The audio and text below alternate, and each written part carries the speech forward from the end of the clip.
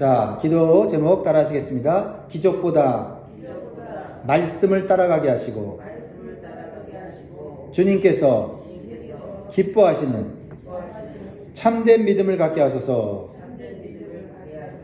아멘. 추운 날씨입니다. 여러분 건강히 유의하실 뿐만 아니라 여러분 믿음이 더욱 주 안에서 뜨거워지기를 주의 이름으로 축복합니다. 예수님께서 기뻐하시는 신앙이 있고 기뻐하지 않는 신앙이 있습니다. 오늘 사람들이 예수님을 믿을 때 자기 자신이 원하는 것을 얻기 위해서 믿습니다. 이러한 신앙의 태도는 매우 자연스러운 일이라고 볼 수 있어요. 하지만 이러한 신앙의 태도는 예수님께서 원하시는 것과는 다른 신앙의 결과를 맺을 수 있다, 낳을 수 있다라는 것입니다. 왜냐하면 대부분의 사람들이 육신의 것들을 구하기 때문입니다. 그러나 예수님은 육신의 것보다도 더 좋은 것, 영적이고 영원한 축복을 주시기를 원하십니다. 그런데 육신의 것만을 구하는 데만 관심을 가지면 영적인 것에 관심을 가질 수가 없어요. 그래서 예수님과 올바른 관계를 맺을 수 없게 됩니다. 예수님이 주시고자 하는 것과 우리가 얻고자 하는 것이 맞아야 관계가 맺는 거 아니에요? 그렇죠? 네. 근데 예수님이 주시고자 하는 것은 우리가 원하는 것보다 훨씬 크고 훨씬 더 많은 유익과 영적인 축복을 주기를 원하시는데 우리가 예수님을 믿으면서 내가 원하는 것만 얻으면 된다라고 생각하면 우리 주님이 볼 때는 얼마나 안타까우시겠냐는 겁니다. 더 줄 수 있는데, 더 큰 은혜, 더 좋은 은혜, 더 많은 축복을 줄 수 있는데 우리는 내가 원하는 것만 얻으려고 하는 그러한 신앙생활을 할 때가 있다라는 겁니다. 이것은 예수님이 원하시는 신앙의 모습이 아니에요. 다시 한번 기억하시기 바랍니다.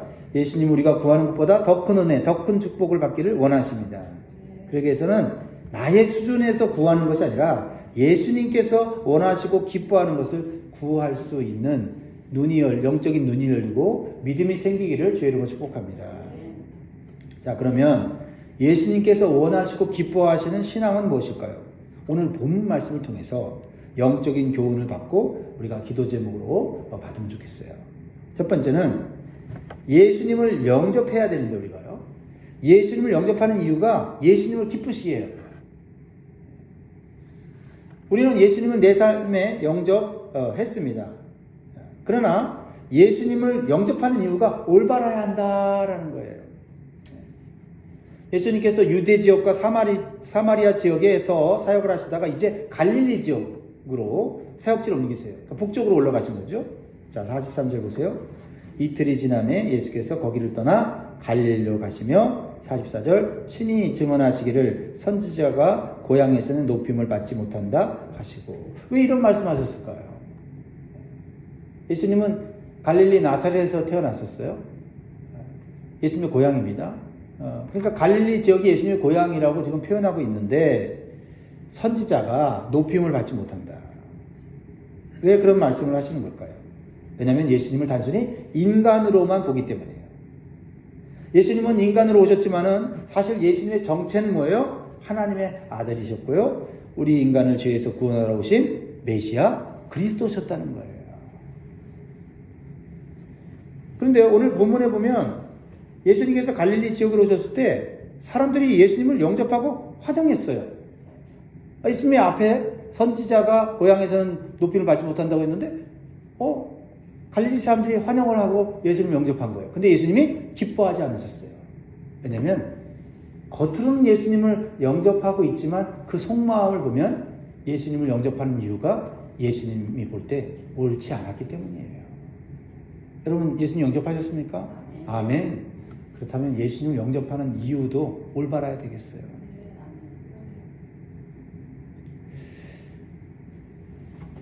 갈릴리 사람들이 예수님을 영접한 이유는 예루살렘에서 예수님이 보여줬던 기적들을 보았고 그 기적들을 자기 지역에서 행하기를 원했기 때문이에요. 그러니까 예수님을 진정으로 원하는 것이 아니라 예수님께서 행하시는 기적을 원하는 거죠. 겉으로 보면 예수님 환영한 것 같지만 예수님이 아니라 예수님이 행하시는 기적. 그러니까 기적을 행하지 않는 예수님은 환영을 받지 못했다라는 거예요. 여러분 어떻습니까? 예수님은 기적을 행하지 않아도 예수님은 주님이시고 예수님은 하나님이시고 예수님은 언제든지 우리를 치유하셔 회복시킬 수 있는 능력의 하나님이세요. 능력을 보여주면 예수님이고 능력을 안 보여주면 예수님이 아닌 그런 신앙생활 하면 안 된다라는 거죠. 자, 45절 갈릴리에 이르심에 갈릴리인들이 그를 영접하니 이는 자기들도 명절에 갔다가 예수께서 명절 중 예루살렘에서 하신 모든 일을 보았습니다. 물론 우리의 신앙생활의 초기 단계는 내 문제 해결하기 위해서 치유받기 위해서 그래서 예수님의 어떤 능력을 통해서 내 삶이 좀 더 나아지기 위해서 믿을 수 있으나 그것이 우리 신앙의 전부가 되면 안 돼. 목표가 되면 안 된다. 예수님께서 질병을 고치시고 치유하시는 육신의 문제를 해결하는 그런 능력과 기적을 보여주신 이유는 예수님이 누구신지를 깨닫게 하기 위해서다. 기적과 능력을 통해서 예수님께 가까이 가고, 그렇죠? 예수님과 올바른 인격적인 사랑의 관계를 맺는 것.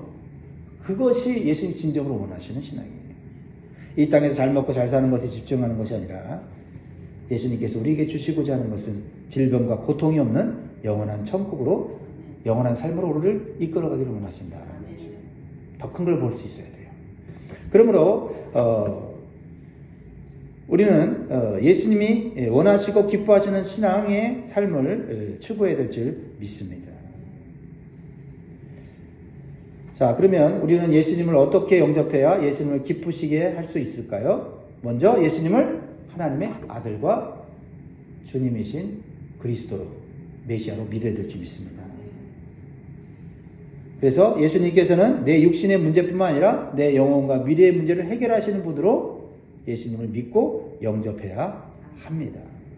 그래서 당장 육신의 문제가 해결되지 않아도 내 영혼이 구원받고 예수님과 인격적인 관계를 맺고 있다면 우리의 삶은 복된 삶으로 가는 거예요. 영혼이 구원받으면 육신의 문제는요, 해결되는 것은 시간 문제입니다. 시간 문제예요. 그런데 우리가 육신의 문제에만 집착하면요, 우리의 영혼을 잘 가꿀 수가 없고 올바른 신앙 성장이 이루어질 수 없다는 것을 기억해야 될 줄 믿습니다. 자, 그러면 예수님이 원하시고 기뻐하시는 신앙의 모습은 무엇일까요? 오늘 왕의 신하의 아들이 죽을 병에 걸렸는데 그걸 고치시는 과정 속에서 예수님이 기뻐하시는 참된 신앙이 뭔지를 가르쳐 주세요. 배우면 좋겠어요. 자, 표적을 구하는 신앙이 아니라 말씀을 따라가는 신앙을 가져야 합니다. 표적을 구하는 신앙이 아니라 말씀을 따라가는 신앙을 가져야 돼요. 이것이 참된 신앙이고 좋은 결과를 얻게 됩니다. 예수님께서 갈릴리 가나에 가셨을 때에 왕의 신하인 한 사람이 급하게 예수님을 찾아와서 예수님께 간청을 해요. 자, 갈릴리 가나는 어떤 곳이죠? 첫 번째 표적을 이루신 곳, 즉 물을 포도주로 변화시키는 기적을 일으킨 그런 장소예요. 그런 장소에 왕의 신하인 한 사람이 예수님께 급하게 찾아와서 자신의 아들의 질병의 문제, 죽어가는 아들의 질병을 고쳐달라고 온 것입니다. 자, 46절, 47절을 좀 더 볼까요? 예수께서 다시 갈릴리 가나에 이르시니 전에 물로 포도주를 만드신 곳이라 왕의 신하가 있어 그의 아들이 가버나움에서 병들었더니 그가 예수께서 유대로부터 갈릴리로 오셨다는 것을 듣고 가서 청하되 내려오셔서 내 아들의 병을 고쳐주소서 하니 그가 거의 죽게 되었습니다. 여러분, 이 왕의 신하가 가지고 있었던 믿음은 기도하는 신앙이었다. 자신의 아들의 질병을 주님께서 고쳐주실 수 있다는 믿음을 가지고 예수님께 나와왔다라는 겁니다. 중요한 건 뭐예요? 예수님께 직접 나와서 기도하는 신앙을 가졌다라는 거예요. 왕의 신하라면 신분과 지위가 높은 사람인데 종들을 시켜서 나온 것이 아니라 자신이 직접 나온 거예요. 나온 것입니다. 먼 길을 걸어서 온 것입니다. 그러니 믿음을 주님께서 받아주시는 것이지요. 그렇습니다. 우리는 신분이 높든 신분이 낮든 우리는 겸손하게 주님 앞에 나와서 엎드려 간구해야 될 줄 믿습니다. 물론 지금 상황이 절박하기 때문에 예수님께 나왔지만 그러나 그에게는 참된 믿음의 씨앗이 있었다는 것을 보여줘요. 왜냐하면 예수님이 그가 와서 지금 내 아들이 죽게 됐으니 살려주세요. 그러니까 예수님이 냉랭한 태도를 보였거든요. 예수님이 사랑이 많으신데 냉랭한 태도를 보일 때는 분명한 메시지가 있는 거예요. 그거를 읽을 수 있어야 돼요. 자, 뭐라고 말씀하세요? 왕의 신하에게 뭐라고 얘기하냐면 예수께서 이르시되 너희는 48절 예수께서 이르시되 너희는 표적과 기사를 보지 못하면 도무지 믿지 아니하리라. 지금 마치 왕의 신하가 예수님 앞에 나와서 자기 아들의 질병을 고쳤다는 게 표적과 기사만을 구하는 믿음, 그 정도 믿음인 것처럼 예수님께서 지금 책망하고 계시다는 거죠. 하지만 지금 이 말씀은 갈릴리 지역에 있는 사람들의 종교적인 신앙의 자세, 예수님을 올바로 대하지 못하는, 환영하지만 영접했지만 예수님을 예수님으로 바라보지 못하는 그들의 종교적 신앙 행태를 꼬집는 거거든요. 오늘날 또한 우리의 그런 신앙을 예수님이 책망하시는 거예요. 그런데 이 마지막 희망을 걸고 예수님께 나오는 왕의 신하가 예수님의 책망을 들었을 때 어떤 태도를 보여줍니까? 시험에 들지 않아요. 아니, 예수님이 사랑이 많으신데 그냥 책망부터 하실까? 시험 들지 않습니다. 그는 책망하시는 예수님의 말씀을 마음에 새기고 믿음으로 간 거예요. 그러니까 그 믿음이 올바르다는 것을 볼 수가 있어요. 표적과 기사만을 구하는 그러한 종교적인 신앙의 자세가 아니었다는 거예요. 자, 49절에 다시 예수님께 간 거죠. 신하가 이르되 주여 내 아이가 죽기 전에 내려오소서. 그러자 예수님께서 놀라운 말씀을 하세요. 50절 같이 읽습니다. 중요합니다. 시작. 예수께서 이르시되 가라 내 아들이 살아있다 하시니 그 사람이 예수께서 하신 말씀을 믿고 가더니. 자, 그때 상황을 한번 좀 상상하면서 한번 우리가 말씀을 들어보면 좋겠어요. 예수님께 나와서 예수님 내 아들이 죽게 생겼습니다 하고 간절한 마음으로 예수님 앞에 기도해요. 근데 예수님이 먼저 표적과 기사를 구하는 신앙은 옳지 않다라고 말씀을 하셨어요. 그랬을 때 이 책망의 말씀을 들은 왕의 신하는 포기하지 않고 끈질기게 주님 앞에 기도합니다. 주님만이 나의 희망이고 소망이고 능력이라는 것을 믿기 때문이에요. 그러니까 예수님께서 뭐라고 말씀하세요? 내 아들이 살아있다라고 말씀하세요. 사실 이 왕의 신하가 원했던 건, 처음에 원했던 거는 예수님께서 함께 가서 직접 고쳐주기를 원했는데 예수님은 그냥 말씀으로만 그 아들이 나았다는 거예요. 그럼 가실 필요 있어요, 없어요? 가실 필요가 없잖아요.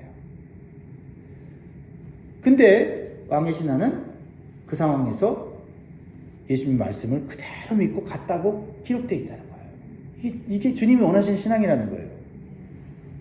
눈에 보이는 표적이 없어도 주님이 말씀을 주셨고 말씀의 해결책을 줬으면 그것을 믿고 순종하는 거예요. 만약 이 왕의 신하의 믿음이 보통 갈릴리 사람들의 믿음이었다면 아마 이렇게 기도했을 거예요. 예수님, 나에게 아들이 나왔다는 그런 표적을 좀 보여주세요. 지금 멀리 있는 내 눈에도 보이지 않는 이 아들, 그 아들이 낫다고 하니 그러면 그걸 좀 예수님 말씀대로 낫다고 하는 증거를 보여주세요 라고 말할 수 있다는 거죠. 그건 어떻게 보면 이 절박한 아버지의 심정으로 말할 수 있는 거 아니에요? 아니면 그러지 마시고 주님 뭐 말씀 낫다고 하는 거 내가 믿고 싶은데 나랑 좀 같이 가세요. 가서 고쳐주는 걸 보면 얼마나 좋겠습니까?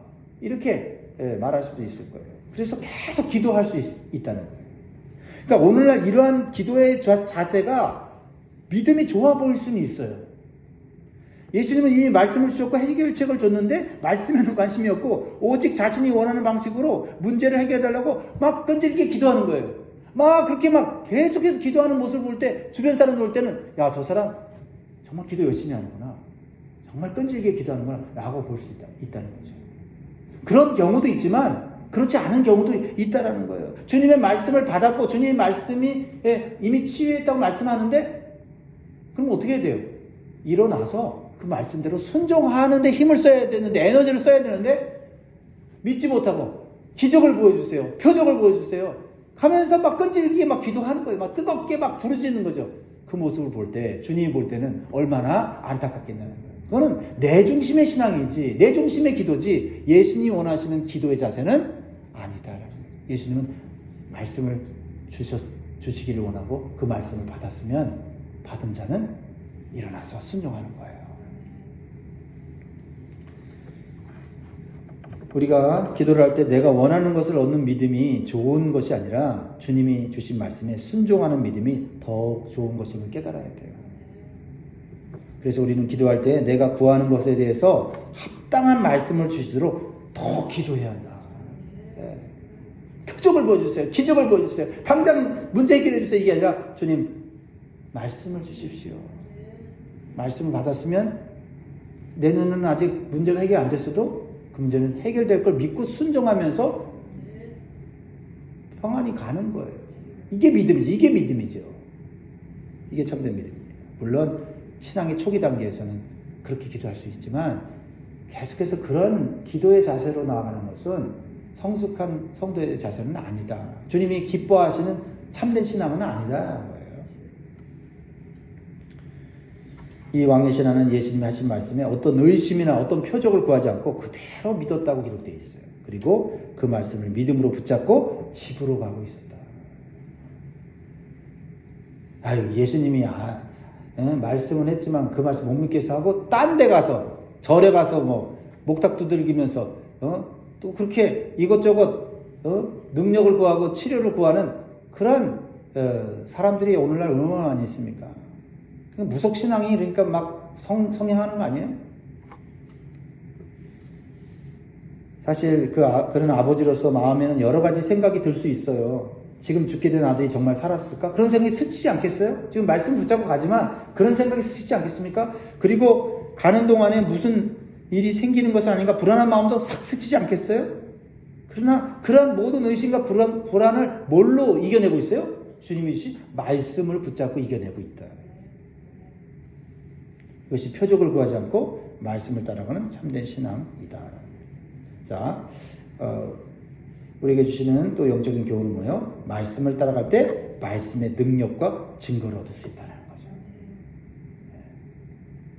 거죠. 왕이 신하가 집으로 가는 길은 가나에서 가버나움까지 약 30km에서 40km 정도 되거든요. 그럼 걸어서 몇 시간 걸려요? 8시간에서 10시간이 걸리는 긴 거리예요. 믿음으로 나아가고 있지만 그 길이 무척 그날따라 길게 느껴질 수 있는 길이죠. 그런데 집으로 가다가 누구를 만나요? 그 집의 종들을 만납니다. 그리고 말씀의 능력과 증거를 그 자리에서 얻게 돼요. 그러니까 집으로 다 가서 얻은 게 아니에요. 이게 주님의 은혜입니다. 말씀에 순종하는 자에게 주시는 기적이에요. 그러니까 기적을 구하는 게 아니라 말씀을 구하니 기적이 일어나고 능력이 나타나더라고요. 51절 52절 같이 있습니다. 시작. 내려가는 길에서 그 종들이 오다가 만나서 아이가 살아있다거늘 그 낫기 시작한 때를 물은즉 어제 7시에 열기가 떨어졌나이다 하는지라. 참 주님 책망하시지만 사랑의 마음으로 더 좋은 걸 주시려는 거예요. 그렇죠? 그렇습니다. 왕의 신하는 집에 도착하기 전에 종들을 통해서 매우 기쁜 소식을 들어요. 예수님의 말씀이 사실이고 진실이고 실제적으로 치유의 능력이 있다는 것을 경험하게 된 것이죠. 다시 한번 확인을 합니다. 언제 아이가 살았냐라고 종들에게 물어봐요. 그러니까 종들이 뭐라 그래요? 어제 7시쯤에 열기가 떨어졌습니다. 확실해지는 거예요. 그때 내가 예수님께 말씀 받았을 때 이미 그 아이가 나은 거. 할렐루야. 왕의 신하는 그러한 예수님의 놀라운 능력과 또 증거를 말씀에 순종함으로써 받았어요. 그러니까 말씀도 얻었고 기적도 얻었어요. 그러니까 믿음이 얼마나 견고 있습니까? 그리고 예수님이 주시는 역사는 나만 믿음이 생기는 게 아니에요. 나만 구원받는 게 아니라 내가 말씀에 순종할 때 더 많은 열매를 맺게 된다는 거죠. 그래서 어떻게 돼요? 왕의 신하만 믿은 것이 아니라 집안의 모든 사람들, 종들까지 다 예수님 믿고 구원받았더라. 할렐루야. 이게 주님이 진짜 원하시는 신앙의 결과예요. 53절 같이 있습니다. 시작. 그의 아버지가 예수께서 내 아들이 살아있다 말씀하신 그때인 줄 알고 자기와 그 온 집안이 다 믿으니라. 여러분이 하나님 말씀에 순종함으로써 예수 그리스도의 말씀의 능력이 나타나고 증거가 나타나므로 여러분뿐만 아니라 주변 사람들까지 예수 믿고 구원받는 역사가 일어나길 주의 이름으로 축복합니다. 그러니까 주님께서 진정으로 원하시고 기뻐하시는 믿음은 표적과 기적을 구하는 믿음이 아니고 말씀을 받고 순종하는 믿음인 줄 믿습니다. 사랑하는 여러분, 우리는 조심해야 돼요. 표적과 기적을 쫓아가는 그러한 신앙을 가진 사람들을 보면서 우리는 경각심을 가져야 됩니다. 왜냐하면 표적과 기적이 없으면 신앙이 약해지고 낙심하고 지금 흔들리게 돼요. 그래서 오늘날 은사 중심의 신앙을 가진 사람들을 우리는 조심해야 돼요. 막 은사가 나타날 때 막 열정적이었다가 은사가 안 나타나면 침체돼요. 그리고 은사를 따라서 이것저것 돌아다녀요. 그러니까 교회 생활이 어떻게 해요? 정상적인 신앙생활이 안 되고 영적 성장이 이루어지지 않아요. 그러니까 그냥 말씀을 듣고 말씀에 순종하는 그런 삶이 지루하고 재미가 없다고 생각하는 거예요. 그게 진짜 능력인데, 그게 진짜 신앙의 성장인데 말이죠. 하나님 성도 여러분, 오늘날 우리의 신앙과 믿음의 자세를 한번 점검해 보시기 바랍니다. 나의 믿음은 예수님과 예수님 말씀에 초점이 맞춰져 있습니까? 아니면 예수님이 보여주시는 표적과 기적에만 맞춰져 있습니까? 그렇다면 우리의 기도의 내용이 달라져야 되겠습니다.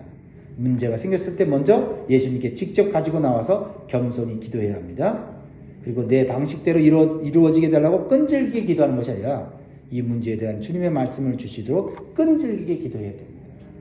그리고 말씀을 받았다면 기도의 자리에서 일어나서 그 말씀을 순종하기 위해서 온 힘을 다해야 돼요. 그럴 때 우리 삶 속에서 말씀의 능력도 나타나고 주님이 원하시는 영원 구원의 열매도 일어나는 줄 믿습니다. 기도하겠습니다.